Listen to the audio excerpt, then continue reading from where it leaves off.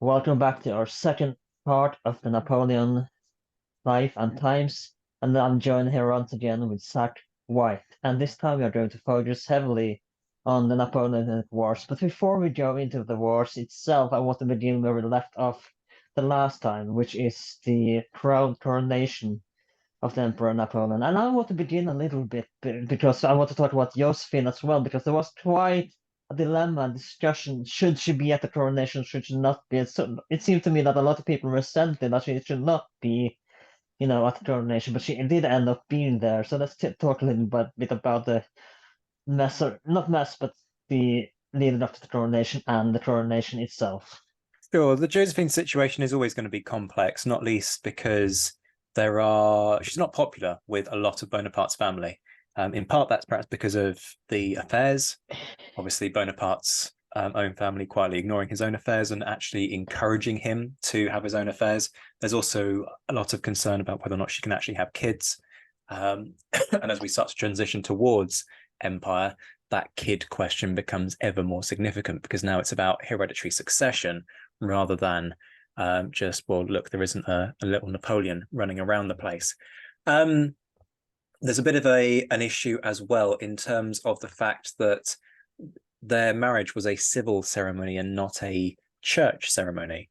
And as a result of that, there are a lot of questions about whether or not whether the marriage is valid in front of God, and she sort of plays a bit of a blinder by managing to get the Pope to turn around and say, look, I can't crown the two of you if you haven't been married before God. And so she effectively secures this stay of execution when it comes to her marriage, because there's always this kind of movement and these machinations against her.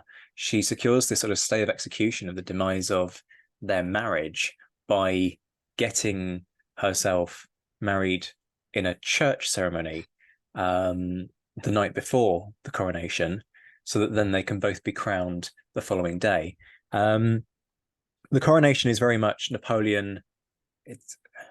It's Napoleon doing it his way, and this is what comes through very clearly in the snippets that we've seen leaked and released in advance. This idea of Napoleon crowning himself, he's sending a very emphatic message. There are sources to suggest that some of that was agreed beforehand, but at the same time, this idea that Napoleon would crown himself rather than the Pope crowning him, but at the same time, he is sending a message about who is more important in that relationship, and it's part of this ongoing kind of fight that he has with the Vatican. But he is effectively saying, I am Emperor of the French. That is a really important distinction. He's not Emperor of France, he's the Emperor of the French. He obviously legitimizes this with his plebiscite. We talked, I think, last time about Napoleonic democracy and its inverted commas flaws. It is there, but it is sometimes used as a veneer to give legitimacy to the government. And so when he's doing this, he's kind of saying, oh, look, things are done differently. I am crowning myself. I'm not reliant on the Pope. I'm not reliant on God. I have fought my way to this point, and I am claiming this crown on behalf of the French people. And that's a very powerful and important message. That is a marked shift from other authoritarian regimes in Europe during this period. And now I want to introduce two people, and one is more important than the other, of course, and I'm sure you know who I'm talking about. But for those who may not know, there was two sly little bastards that joined the Napoleonic court, and one of them is Fortier, who would somehow survive both the Napoleonic and the Bourbon government, and the other one is another sly little bastard who would betray. But as one of his biographers pointed out, one of his many biographers pointed out, that he had his reasons to betray Napoleon eventually. He tried to make him listen to him. And of course, that is Talleyrand, who eventually would betray. I mean, we'll come back to Talleyrand, of course, after Austerlitz. But let's talk a little bit about these two sly little bastards, as I call them. Sure. Do we have a swear filter on this show? No. Okay, so people will like this. Napoleon referred to Talleyrand as a shit in a silk stocking. So there you go. That's clearly they didn't get along terribly well on occasion. But Napoleon knows he needs him. There's a really good analogy that I sometimes use about how it's better to have somebody inside the tent pissing out than outside the tent Yeah, pissing in. yeah. Now, sometimes I suspect Napoleon felt that Talleyrand was inside the tent pissing in, which is obviously the worst of all worlds. But I think part of the thing with Talleyrand, he has a long history. He survives the revolution by being very delicate in how he plays his steps. I think that Talleyrand is interested in what he considers to be two things. Firstly, I think he's probably more focused on what he regards as France's interests rather than Napoleon's, which obviously is problematic for Napoleon. But also, I think Talleyrand is very interested in Talleyrand's interests. And so he is somebody who comes in and out of office. So he does resign on occasion when he has concerns, particularly about Napoleon's ambition, about whether or not what he's planning is feasible, whether it's going to lead to stability. But he's always there. He's always floating in the background, offering advice even after he's resigned. He's one of these whisperers behind the thrones, kind of a bit of a spider who's sort of there with all the threads, trying to control things just enough to keep France the way he thinks France should be. And this is not that unusual. You've also got people like Metternich during this period, the Austrian politician, who is also playing devious little games on occasion when it suits him. And then we mentioned Fouché. So Fouché is widely regarded as a very sinister character in France during this period. He's in charge of the state police. And it's important to remember Napoleonic France is a dictatorship, and that isn't unusual during this period because absolutist monarchies are themselves dictatorships, and that was very much the norm. As we said already, democracy is kind of the veneer that gives everything legitimacy. But together, Fouché and Napoleon basically write the playbook on state control, which is then used after the war by other nations to implement their own secret police and state controls because it is so effective. So Fouché has spies seemingly everywhere. And it does, as I said, it does survive both Napoleonic regime and as well the Bourbon, so it does do something right. Absolutely, because he makes himself so vital. A nice analogy for people who've seen Game of Thrones would be Varys, that master of whisperers, with his little birds everywhere. Very similar principle in that, Fouché is able to produce daily reports to put on Napoleon's desk about what has been said in certain locations in Paris. He's also getting feeders from the wider France. So he is the person who is helping Napoleon to keep control of France for the reasons of stability for Bonaparte's regime. And before we go into the Napoleonic Wars, of course, I want to talk about Napoleon's work ethic because they were rather unusual, you might say, and especially for his unfortunate secretary who would be awakened middle of the night. He slept very little, Napoleon, and the few times he took a break, it was just a few hours bath, and he hardly slept at all. What I want to emphasize is that he did, at least in the beginning, he began doing quite well as a dictator, and he did emperor. He controlled the grain and the economics, and of course, the army as well. He did, and of course, it's because of Napoleon that we have this two-street system as well that he organized. That's one of the first times, I believe, according to a Swedish historian, that we have this two-street system, that 5 on one side and 6 on the other, if you know what I mean, street numbers. So I mean, he began at least very good in governing the French state. Yeah, absolutely. Napoleon, I mean, we focus a lot on his political career, perhaps inevitably because that's what sort of seems to capture a lot of people's imagination and excites them that little bit more. But in the early stages, Napoleon is really beneficial to France. You've got to think about the anarchy of the revolution. You have a series of attempts to create constitutions that fall through. You've got increasingly radical factions for much of it trying to gain control. Napoleon brings stability, and that's important. The challenge, of course, becomes when post, I would say, 1805, he then starts to think outwards. But before that point, I would actually say that Napoleon is the man that France needs.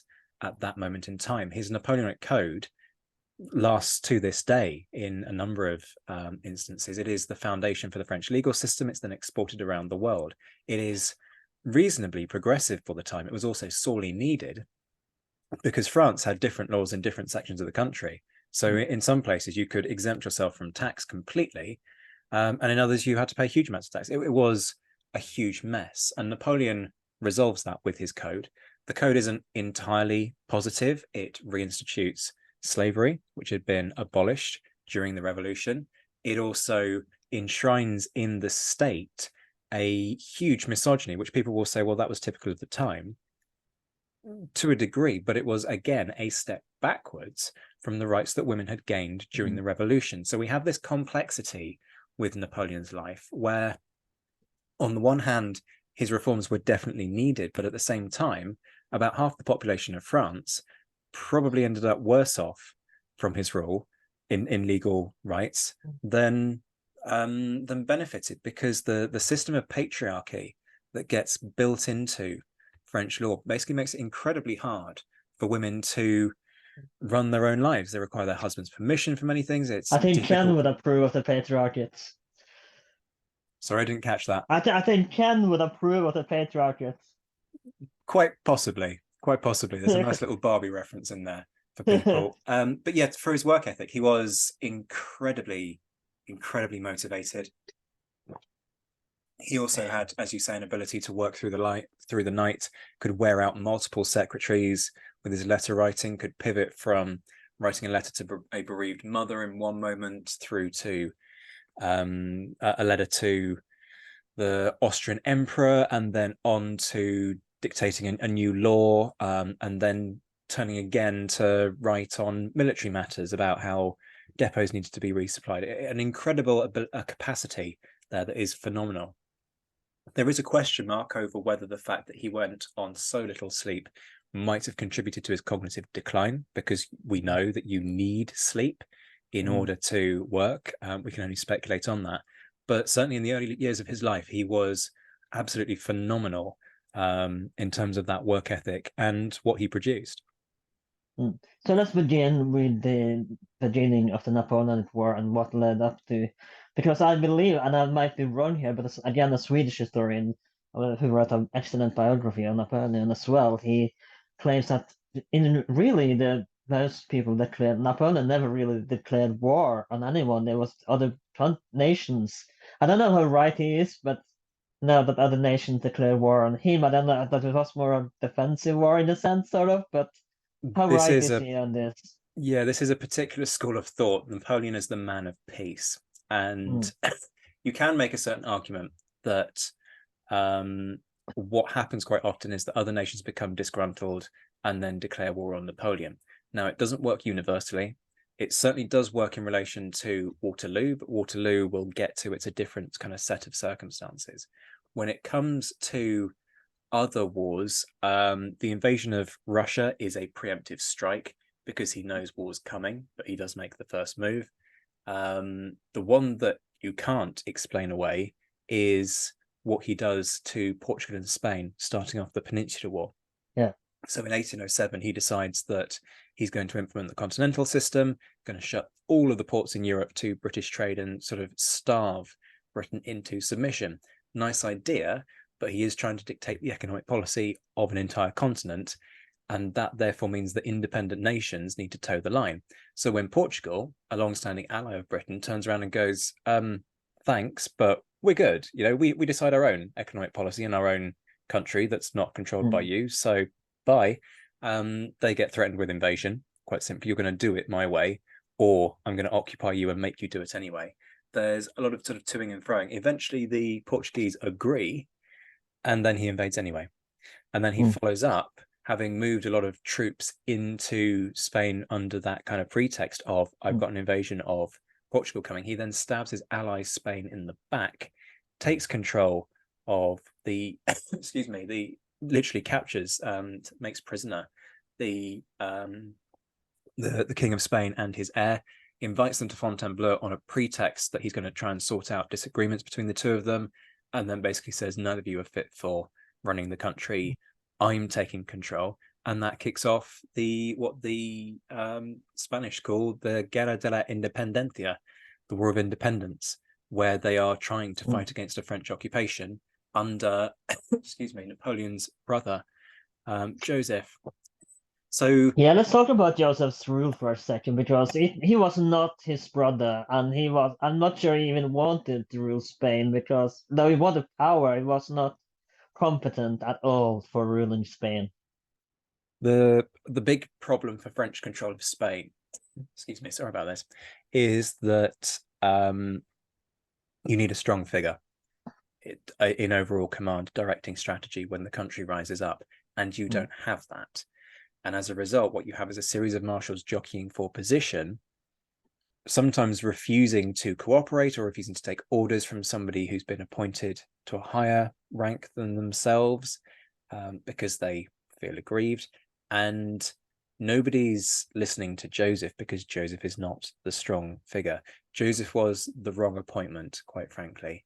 I can understand why he'd had success elsewhere, but this is kind of an indication of some of the cronyism that sometimes underpins Napoleon's rule, that he will take people that he believes he can trust and starts to try and create his own European dynasty by plopping his various siblings and their spouses onto other European thrones and creating these Were satellite Joseph the one states. who was supposed to study to become a Catholic priest at some point, or was that another brother? No, absolutely. We've got a number of brothers in that family. You've got Lucian as well. Lucian, very key in helping Napoleon, as we discussed last time during the Brumaire coup. And I want to talk about his family again as well, because he does marry off his sisters as well, and I do believe one of them married off a Boer and a transvestite as well at the time, which it was not a match in heaven. I'm not sure if I get this right, but I do believe one of them at least marry someone she does not fancy very well. I'm not sure.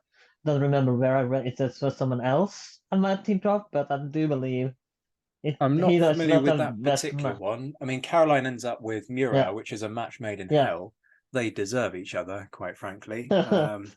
It's a tumultuous relationship. In fact, Murat's part of the reason why the situation in Spain explodes so badly during the start of the Peninsular War, because there's a revolt in the Spanish capital, Madrid, and a couple of French soldiers are killed because what's happening is that these people are rioting over the fact that their royal family has been snapped up and made prisoner in France. Can kind of understand why they might have problems with that. Spain being a particularly proud nation as well. And yet Murat's response when some French soldiers are killed is to have every drop of blood paid for in blood. And so he clears the streets, rounds up anybody who's found with a weapon in their hands, and executes them. And this, it just fans the flames, because the news of this gets out. It's treated like a cold-blooded massacre, which in some respects, these people are being shot in cold blood. And effectively, by being too authoritarian, it creates a propaganda coup for the cause of Spanish independence that then just ignites across the country. And of course, Britain looks at this and goes, this is a perfect opportunity to exploit, because Britain's still at war with Napoleon during this point. So yes, it is the case, if we double back to what we'd originally raised, that you can make the argument that at times Napoleon didn't necessarily want war, particularly in 1815 when he comes back. Why doesn't he want war? There's a very simple answer for that. He's not ready for it. Which then begs the question, if Napoleon keeps winning these wars, which he obviously does, right? We all know about Napoleon's military successes, whether it's Austerlitz, whether it's Jena and Auerstadt, whether it's Friedland, whether it's Wagram, he has this succession of victories. So why is there this inclination for these states to turn around and go, hey, let's go to war with Napoleon? We haven't been hammered by him for, I don't know, 18 months, 2 years, 3 years. That will be fun, won't it? Well, the reason is because of the peace settlements. Because Napoleon is so good at waging war, it means that he can demand everything that he wants. He can dictate the peace. And because of that ability to dictate the peace, you have the power to ask for too much. If you're in a position of negotiation, you have to compromise. And with that compromise comes a better degree of understanding. With Napoleon extracting too much, he basically wins the war but loses the peace, because the terms are so harsh that it breeds resentment. And then that fans the flames of discontent to the point where these nations feel so humiliated that they are inclined to go back to war, to try and level the balance back and create a stability, a balance of power in Europe that isn't so heavily swayed in France's favour. And Britain, of course, did not want one power to rule the entirety of Europe, which is ironic considering they basically the world at the time. But Europe, God forbid that one country would rule pretty much the entire continent. But we have to talk about some of the famous battles, of course, and it's what this episode is mainly about. And that is, of course, I want to begin at the Battle of Trafalgar. Ah, yes, Trafalgar. Everybody goes, this is the battle that saved England. No, very sorry. Actually, by the point, Trafalgar should never have been fought. We'll get to that in a second. But by the time Trafalgar is being fought, actually, Napoleon's already packed up his army that was poised on the Channel coast of France, waiting for the opportunity to cross the Channel and invade. And he's marched it out for what will become the Austerlitz campaign, which no doubt we'll talk about in due course. Trafalgar should never have been fought for a very simple reason, and that is that there was meant to be a change of commander.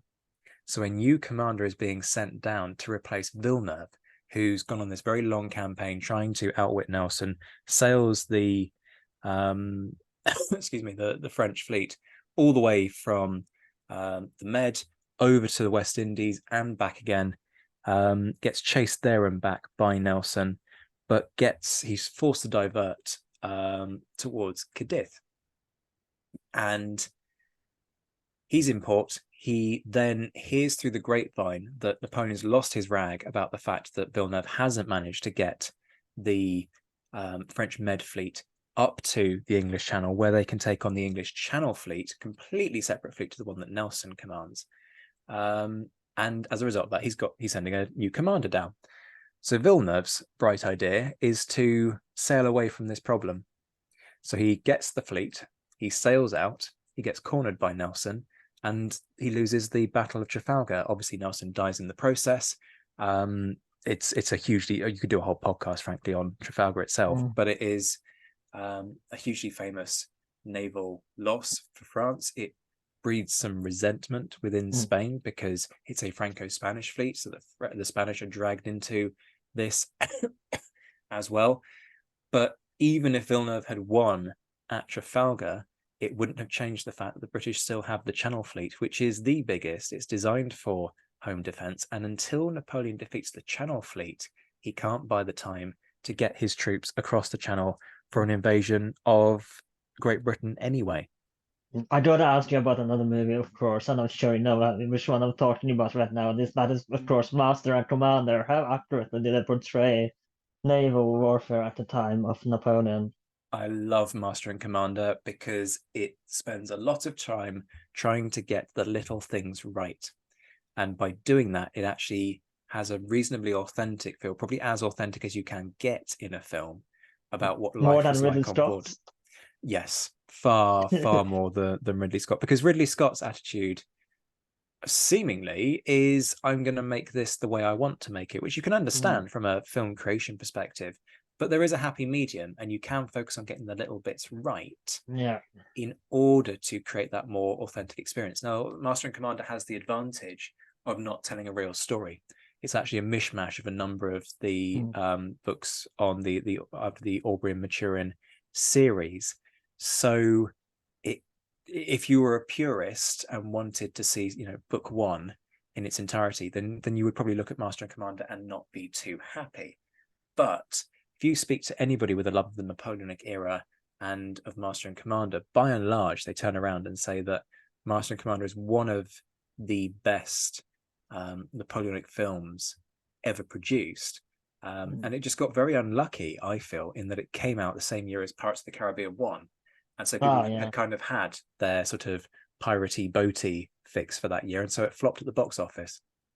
But it still remains a classic among history buffs, of course.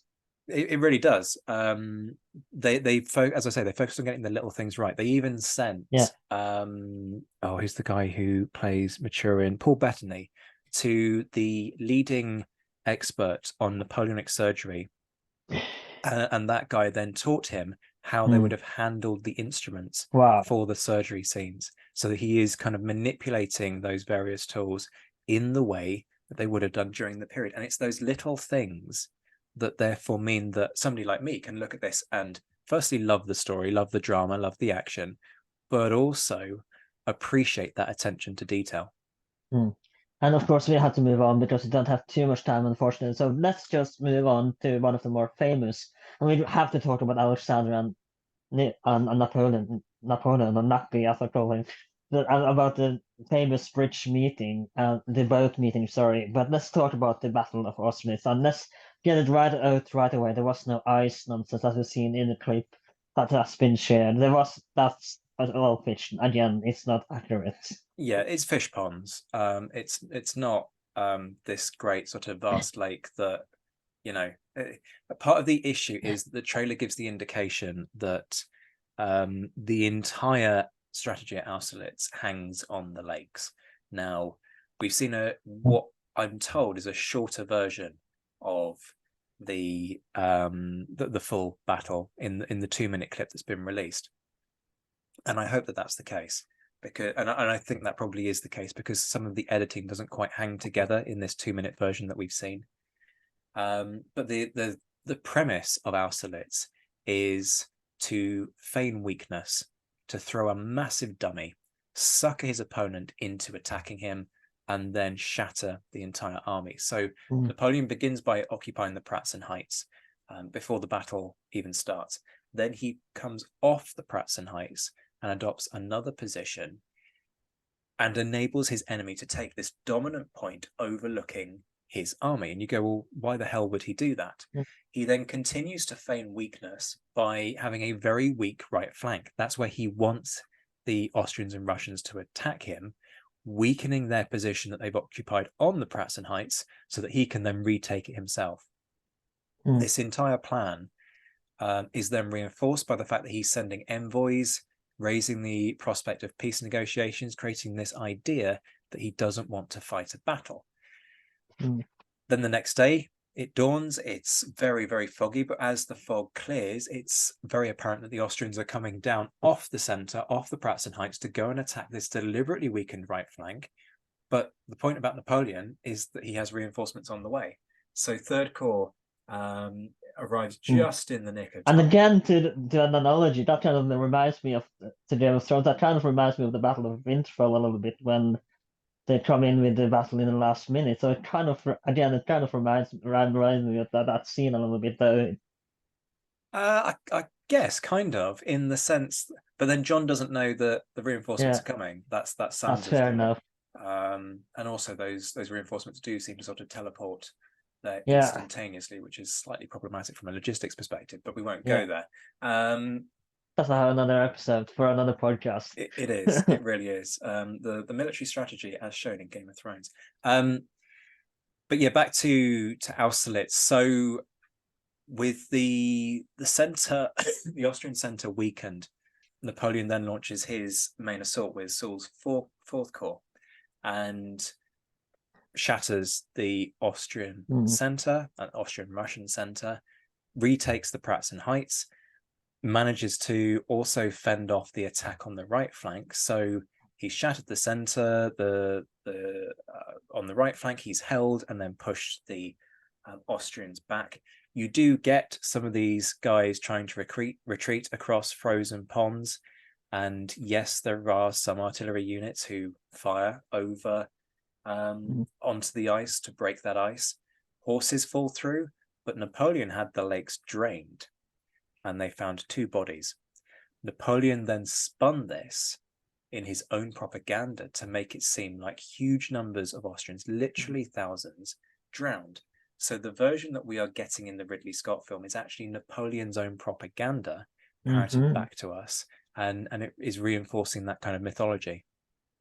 Now, I want to mention, because you should absolutely read this book, which is, of course, a lot of what is in this book that I'm about to mention is about the Napoleonic era, and the Alexander the First biographer, one of them, I believe she's French, Marie Pierre Ray, she mentioned that a lot of the Russian soldiers and generals, they blame, because Alexander was there, of course, and we'll get to the peace treaty in a second, but they kind of blame Alexander that he was in the way for the soldiers, that's one of the reasons they lost Austerlitz, that he was in the way, according to his biographer, that he shouldn't have been there. Absolutely right. Kutuzov doesn't want to fight. Kutuzov is the leading Russian general during this period, very experienced, very skillful commander, and he thinks it's the wrong call. He thinks the better call is to pull back and wait for a better opportunity. And he's overruled by Alexander, who thinks he has a better eye for the situation and thinks that Kutuzov is basically kind of running scared. It's not the case. Kutuzov is just more conscious of the danger that Napoleon poses, and is willing to kind of factor that into his considerations. So yeah, against the advice of one of his better commanders, Alexander decides to fight at Austerlitz and then suffers the consequences. But the Russians do live to fight another day. That's what we'll come back to, of course. Yeah, they managed to pull back at least some elements of their army, but the Austrians, they end up suing for peace. But then we get to Jena and Auerstadt, the War of the Fourth Coalition, the following year, where the Prussians look at the reorganization of Central Europe along French lines, dissolution of the Holy Roman Empire. I wanted to add a little footnote to the dissolution, if you will, on the Holy Roman Empire, and this goes back to Joseph II and his late biographer, Derek Bales, the late Professor Bales. He argues that Joseph II wanted to abolish the Holy Roman Empire because he kind of found it a pain in the ass a bit, but it didn't happen, of course. But his dream, as his biographer, as Bales argues, it kind of came true with Napoleon abolishing, because it was kind of a thorn in the side for the Austrians at that point. I think the thing you have to bear in mind is that the way in which some of these things are done often matters. So the fact that it's done in the wake of a crushing defeat for the Austrians in a dictated peace treaty does basically emasculate the Austrian Empire. It kind of shows, look, the Austrians aren't the dominant force in Europe anymore. France is the dominant force in Europe, and that in turn breeds resentment. But it's also done without any negotiation, or meaningful consultation with the Prussians, who are also a rising force and a significant power within Central Europe. And they look at this and go, well, this is not okay. This is a humiliation. So they declare war in 1806 when they are not even remotely ready for it. And then you get they're not ready to great. Let's put it that way. No, they're really not. And they get absolutely humiliated at Jena and Auerstadt. But it is Davout who is the key there. So he uses a single corps to fend off the vast majority of the Austrian army in his own battle, whilst Napoleon thinks that he's found the entirety of the Prussian army, refuses to send Davout reinforcements, famously remarks to a messenger, your marshal is seeing double. And it's only after the battle that the realization comes to light that Davout has held the line and beaten almost all of the Prussian army with one corps, whilst Napoleon has been faffing around with the remainder of it, targeting a single Prussian corps. So Jena and Auerstadt is much more a story of Davout's success than Napoleon's, but we associate it with Napoleon because of the Napoleonic propaganda. And I want to go back to the famous bridge meeting between Alexander and Napoleon, because at this point we should bring up as well, and you mentioned this a few times, that Josephine was beyond the age of getting children, and he needed to divorce Josephine because he wanted a new dynasty in France that would rule France as his heirs do, and without heirs that's simply not possible. His brothers would not succeed him, so that's one of the reasons needed. And one of the really things that come up in in the bridge peace treaty, of course, is that his new marriage and but I won't know. That's a little bit later. So that's following the Austrian defeat. So it's the Austrian princess Marie-Louise. She's 18 at the time, and as part of she infamously put both in the order of Corsica.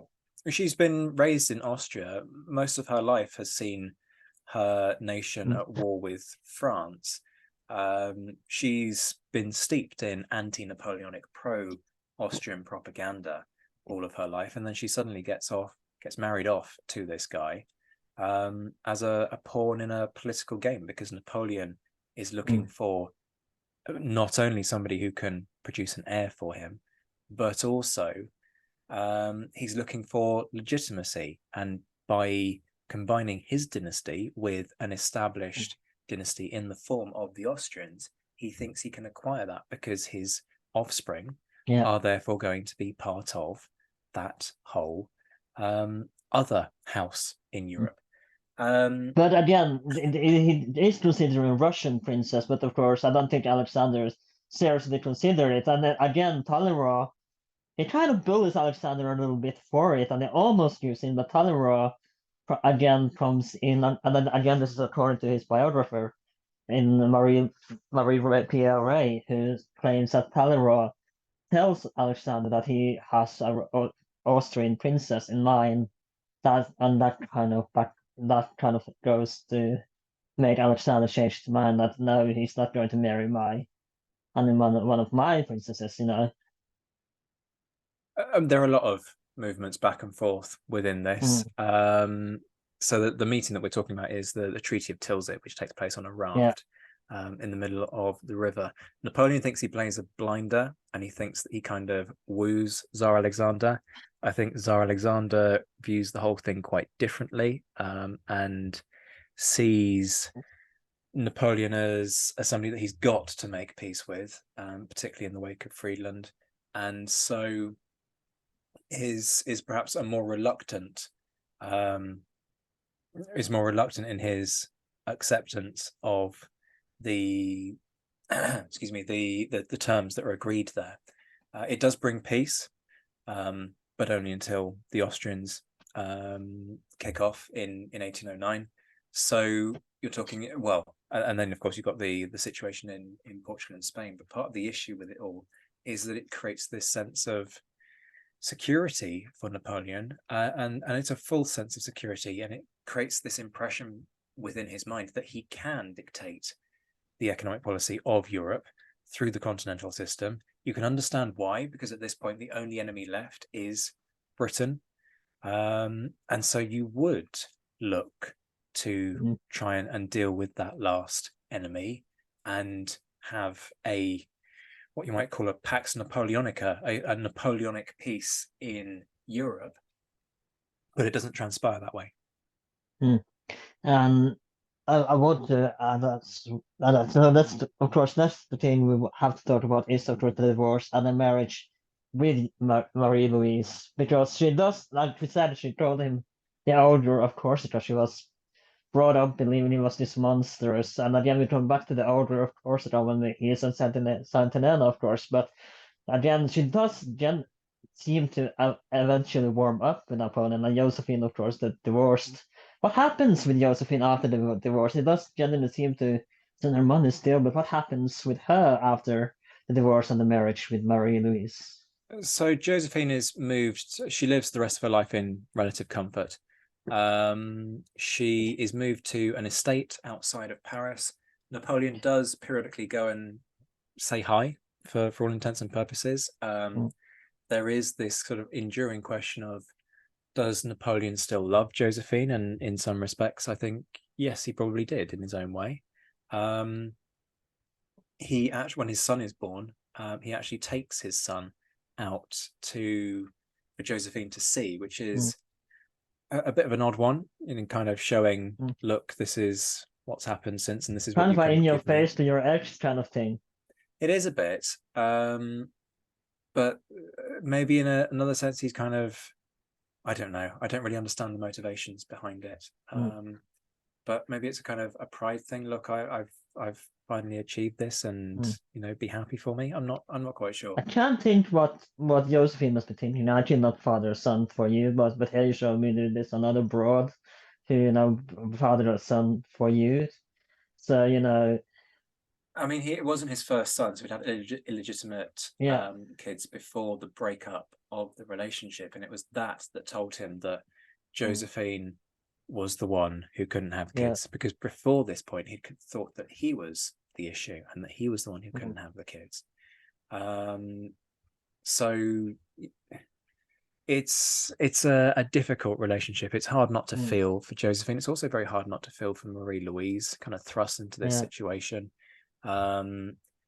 She is literally sold off. She is part of the price of peace for Austria. And in her own way, yeah, I think she learns to have an affection for Napoleon. It's not the sort of the romance story that we associate with Napoleon and Josephine, but I mean, they have a kid together, and that creates a whole series of very complex emotions in that relationship, which you have to be aware of. But of course, when Napoleon's exiled to Elba and then subsequently returns in 1815, Marie Louise doesn't go to join him and prevents Napoleon from seeing his son, which is quite a blow. Before we go there, of course, there is something I want to talk about. As we talked about, the peace treaty with Russia does not last very long. And this is where, and we see this in the trailer as well. And I want to add that this episode was, by the way, recorded before the movie came out. So the movie, if you're watching this after, there is a lot of speculation because we haven't seen the movie yet, of course, because it's not out yet. But I want to talk about, and you see this in the trailer as well, the burning of Moscow. So let's talk about what is perhaps one of the most interesting parts I find of Napoleon's march on Moscow. It's the beginning of the end, ultimately, and it shouldn't have been, really. So he assembles one of the biggest armies that Europe has ever seen at this point in time, so about 500,000 men, and he marches it into Russia with the aim of doing what he's done so many times before: secure that overwhelming, crushing victory, then force Tsar Alexander to sit down at the negotiating table again and secure another peace, and therefore re-establish peace in Europe for however long. And once he's done that, then maybe he can go and deal with Spain and Portugal. It doesn't work out that way, because by this point, people are learning. They know that Napoleon is a dangerous animal, and so the Russian strategy becomes an attempt to basically inflict huge damage to themselves, but not give Napoleon what he wants. So they adopt this scorched earth policy. It's not the first time scorched earth has been used during this conflict. Wellington actually uses it in Portugal during one point, but we don't have time for a deep dive on the Peninsular War. And the idea is that they will keep retreating and retreating and retreating and retreating and not fighting Napoleon if they can avoid it, because they know that face him in the open field and he'll do what he always does, which is crush them.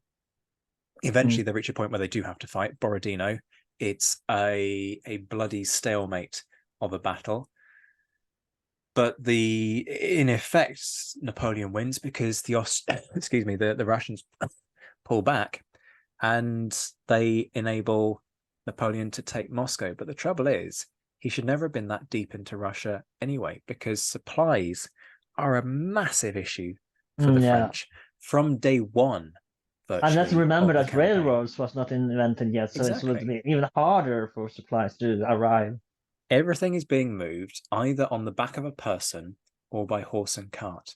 And if you've got 500,000 men on the march with their horses, with the baggage, with their battalion wives, with camp followers and all the rest of it, it is a horde. You don't have a bad time. It's not going to go well. And it didn't. And if you read the accounts, you can see that the French are hemorrhaging men as they go into Russia. They lose more men going into Russia than they do coming out. It's not the winter that Doesn't he lose destroys like Napoleon's.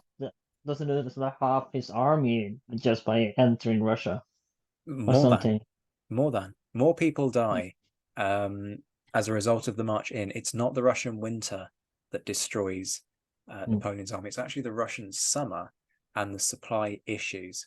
Um, it's horrendous, but they occupy Moscow, which the Russians burned down again, scorched earth, huge what we'd call self-immolation, mm, kind of almost like self-harm, but on a national scale.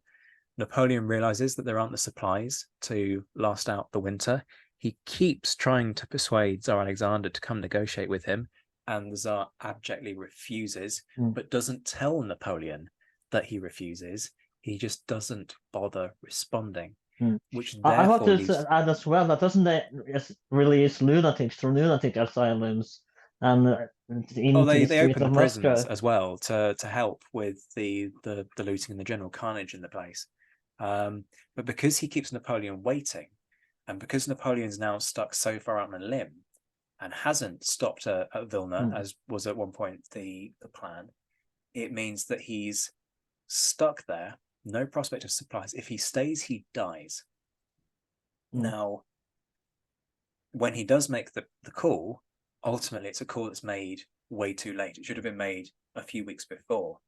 The snows start to fall, and then we've got that classic image that we have of the Russian retreat. He tries actually to not go back the way he came.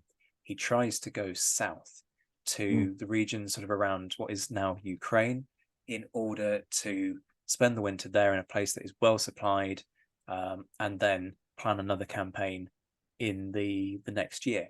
But at the Battle mm, of that's easy for me to say, Slavets, the Russians bar the road south mm, and stop Napoleon from being able to head south as he'd planned. And so he has to go back the way he came, which wasn't supplying his men adequately on the way in. It sure as hell isn't going to supply them adequately on the way out. Now, it's worth saying mm, the Russians also suffer horrifically during this because they're mm, experiencing the same weather conditions. They're also going through the same country, so supply is a huge problem. But of the huge 500,000 plus reinforcements, actually taking up to something like 600,000, maybe 650,000, who went into Russia over the course of that campaign, mm. 10% make it out. Napoleon suffers 90% casualties, and it shatters that image of invincibility that he Mm. has. And I gotta ask, why did he not march on St. Petersburg? Why did he choose Moscow? Wouldn't it make more sense considering St. Petersburg is the capital? At least it's not Moscow that is capital, that it would be a more blow to go against St. Petersburg. Do we know why he chose not to? That is a great question. I don't know the answer, and I should. Sorry, I can't answer that one for you. Um, I mean, yeah, you stumped me. but it would make more sense to me that it should go for St. Petersburg and not Moscow. It's even closer to the, not as far inland and it's near a sea. It has, it has a strategic reason, I think, and it's the capital of the Russian Empire as well. So it would make more sense to me to go to St. Petersburg and not Moscow. I mean, it's Napoleon. He'll have had his Yeah. reasons. I wonder if the rationale is that um, is partly kind of dictated by military events. You know, where are the armies that you're Mm, trying to strike? Where can you go and where can't you go? Because there's not just one Russian army. There are a series of yeah. Russian armies floating around during this period. Yeah. And Napoleon's kind of trying to wield this huge force, but in a detached way. So we've got some detachments up in the north, some in kind of the center and the Mm, south. And so I would imagine that he gets drawn because he's trying to chase the the Russians. His aim actually isn't Moscow. His aim is the Russian army. Shatter the mm, Russian army, and then I can get peace. mm. So I'd imagine that's probably what goes into it all.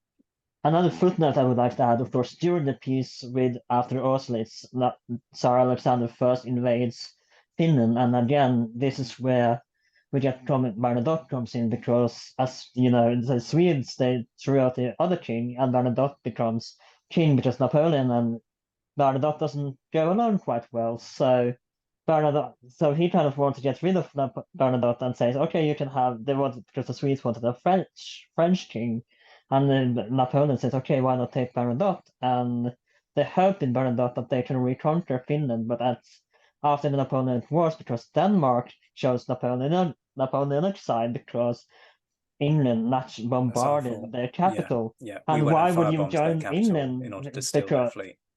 yeah, why would you join somebody who just bombarded your back capital? Is a strategic reason. And of course, that when it loses the war because of the Shield Treaty, Norway goes to Sweden. And we made a two-part episode about this as well, where we talk more about Bernadotte's rule, and which I would highly recommend listening to because it's a really good episode. But anyway, let's go back. And do you have another question to ask you, of course? What did you think about the War and Peace, and if you have read it, and how accurate does it portray Napoleonic era? It looks great. So on that sense, I kind of like it, but you've got to bear in mind that it is a story, and so I approach War and Peace much more in terms of how well does it kind of tell. So if you're talking about the costume drama, you know, how well is it true Yeah. to the book?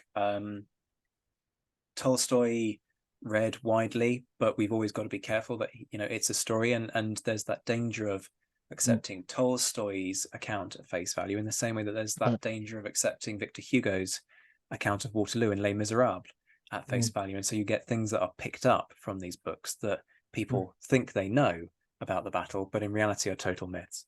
Of course, so I'm sorry to say we are running out of time, so we just have to talk about the Battle of Leipzig and, of course, his banishment to Elba as well before we go into the last 100 days and Saint Helena. So we have to, I'm sorry for rushing a little bit, and we will come back more in detail on the Napoleonic War in the future, but let's talk about Leipzig, Elba, and Saint Helena, of course. Yeah, so this is the end game fundamentally. Initially, it's just Russia and Prussia who kind of look at this and go, the clock is ticking, now is the moment to strike. So Prussia's gone through a whole phase of reorganizing its army, but there is huge resentment in Prussia at the humiliation that they experienced in 1806 through the campaign that led to Jena and Auerstadt and the sort of dismemberment of chunks of their nation. So there's this, you can see the sort of the seeds that Napoleon sows that then come back to bite him when he starts to look weak.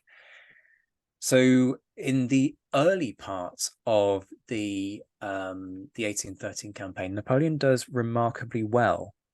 He manages to raise a fresh army using French conscripts, because this is a period of conscription within France, but it's inexperienced, and that has an impact.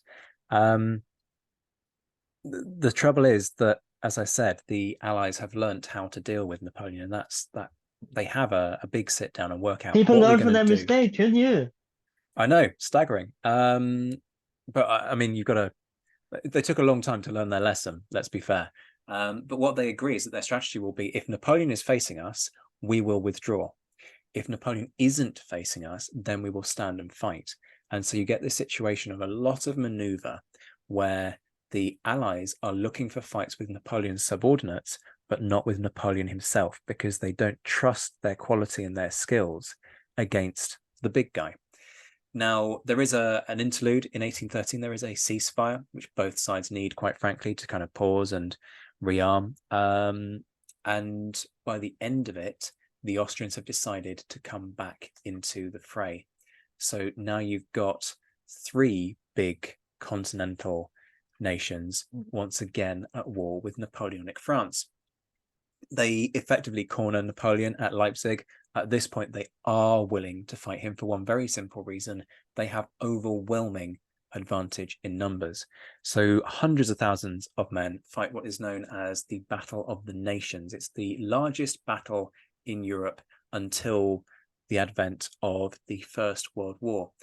And to massively simplify it with one eye on the time, Napoleon loses, has to try and pull back over a single bridge. The bridge gets blown too early, so chunks of his army are trapped on the wrong side. People try and swim across the river, but it's cold. It's autumn by this point, and many of them drown. And it again kind of shatters Napoleon's control over Central Europe. So now he's lost 2 major campaigns. 1814 dawns. He raises another army, again tries to defend France. He is offered And peace if I terms. may say so, we speak about this in Romanov as episode part 2 as well, where yes, he raises another army, but this is not a grand army that walked into Russia. These are inexperienced soldiers that just basically have next to none experience in combat. So it's yes, while they may be huge in numbers, they are inexperienced and they are not the same grand army that Napoleon began with. So there's several factors here that we have to think about as well. There are, and ultimately that takes its toll. Eventually, it's very clear that Napoleon isn't going to win this. Marmont defects because he knows that it's no longer within France's interest to keep fighting. It's just going to tear the country apart. So Napoleon is forced by his own marshals to resign. They turn around and say, look, the game is up. You know, we can't follow you. We can't keep fighting. Napoleon is then exiled to Elba, an island in the Mediterranean, where the idea is that he'll have a very small force of 1,000 men, so his own little mini army, a very small navy, a couple of ships, very small ones. And initially, he seems to like it. He sets about kind of trying to reorganize things, education system, and all the rest of it. On But the again, island, fun is a problem as well because it does run out of funds to support what they want to do for he Elba. does. I mean, he doesn't get paid, in fairness. He's meant to get a very hefty payment from the King of France, which then doesn't materialize. Then the Allies start falling out, and he sees this, particularly with the good disgruntlement within France itself at the restored Bourbon monarchy, as an opportunity to come back and re-establish himself. So he attempts that. That leads to the 100 Days. The other nations in Europe look at this and go, no, we kicked you off the throne once before. We're not just going to sit back and let you reoccupy this throne. Regather your strength and then come after us with all of your vengeance and desire for revenge. So they declare war very specifically on Napoleon himself and not on France. Part of the reason they can't declare war on France is because they don't recognize Napoleon as the rightful ruler of France. As far as they're concerned, there is a rightful ruler of France who's been usurped by Napoleon. That then leads to the Waterloo campaign. You could do an episode just on the Waterloo campaign, quite frankly. And ultimately, Napoleon the 100 loses. Days as well, of course, is an episode in itself. It is indeed. Napoleon ultimately loses, is forced to resign, abdicate for a second time, and is exiled to St. Helena, where he dies in 1821, not of poisoning by the British government, despite what people claim, but from stomach cancer. And there is a bit problematic with his banishment to St. Helena as well. Yeah, unfortunately, we don't have time to go into that, but thank you so much for coming on. Before you go, do you have anything you want to promote on social media where you... Unfortunately, Zack has to go. He has a BBC interview that he has to do because, of course, well, that's more important, understandably. But I'm very sorry, folks. It's because I've been worries. ill over the last few days, so I've had to kind of reshuffle everything before I fly out to Spain. That's quite fine. I'm gonna pause the podcast for a bit, and I'm gonna finish up for you, and of course, and then you can leave, and we have more time to discuss this later. So I'm gonna pause the podcast for a little bit, and then I'll be right back, and to finish the episode. Yeah, so unfortunately, Zack has to leave. So, but I'm gonna finish up the episode. I'm gonna try my best to finish up the episode. So again, the problem with Saint Helena is that Napoleon wasn't really a prisoner of war. He wasn't, so they didn't know what it was, and again, this comes up in the discussion when he dies in 1820s. But again, I want to thank everyone so much for listening to this podcast. I hope you liked it, and you can find Zack on Twitter and on CW. That's just give me a second. I'm so sorry about this. We had to end rather abruptly. I normally don't do this, but let's try. CW White History is Zack's Twitter, so absolutely follow him there. He gives some really good insight into what Napoleon movie and Napoleon, of course, and he shares some really cool stuff there. He is on the Napoleon channel on YouTube as well, so make sure to check him out there. The Napoleonic War podcast is available on Spotify, Apple Podcast, so you can listen to Zack there as well. I would highly recommend that you go follow him there. Now, we are available on Spotify, Apple Podcast, YouTube, wherever you can find podcasts these days. I'm sorry, I feel a little bit awkward doing this alone because I don't normally do this, and this way, as I said. But if you're on Spotify, please give us 5 stars, and if you're on Apple Podcast, consider writing a review. That would help us out a lot. But if you are on YouTube, like, share, and subscribe. We will, of course, go into more detail on Napoleon in future episode, but this was hopefully quite a good overview of Napoleon himself.